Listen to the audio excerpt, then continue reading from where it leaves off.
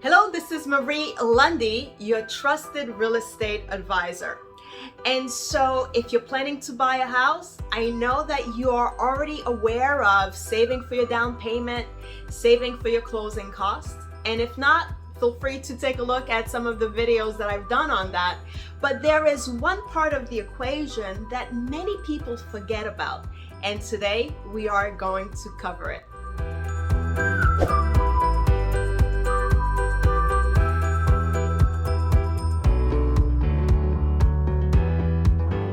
And so if you're planning to buy a house, congratulations on working really hard on saving for your down payment, on saving for your closing costs, which are going to be anywhere between 2 to 3% of the final sales price.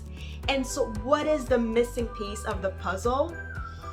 That missing piece is saving for home maintenance and repairs.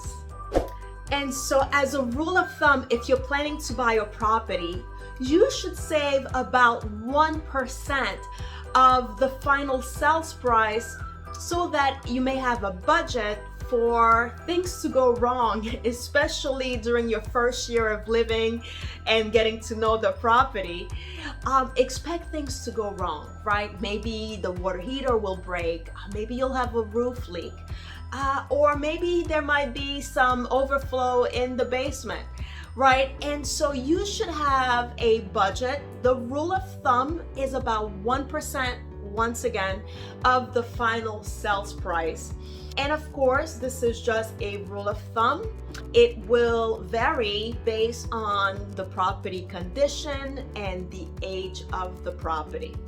Also, before buying a property, you should have a general idea, before you take ownership of that house, how old some of the major items are. For example, you should know how old the roof is, how old the water heater is, as an example, because that will influence how much of a budget you'll need perhaps in the very near future to address those items. And so as an example, the average roof will last you anywhere between 20 to 25 years. The average water heater will last anywhere between 8 to 12 years. Furnaces last a little bit longer, perhaps around 15 years to 20 years.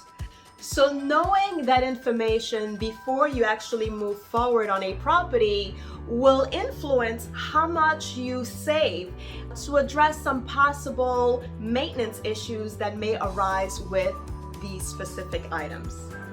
Now, if you don't have a large budget in place for maintenance issues, especially on the mechanics, there are several home maintenance programs that are available that you can purchase, such as American Home Shield. If you're in New Jersey, PSC&G offers a home warranty known as a home protection plan, which is an insurance policy on some of the big ticket items, such as your water heater, your furnace, your AC, your appliances, right? So if you don't have a budget already in place, my recommendation is that you invest into a home warranty, especially on the big ticket items, so that if they fail and you don't have a budget, at least you have insurance so that a repair person can step in and address the repair.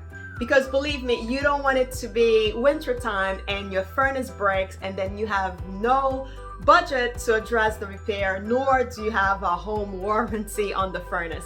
That could be a major nightmare. And so I hope that this information was helpful. Once again, save about 1% of the value of the property. Put that away once a year in case something were to come up, and usually it does, so that you will be prepared. And if you do not have a budget in place, I strongly recommend that you do get a home warranty, especially on the big ticket items.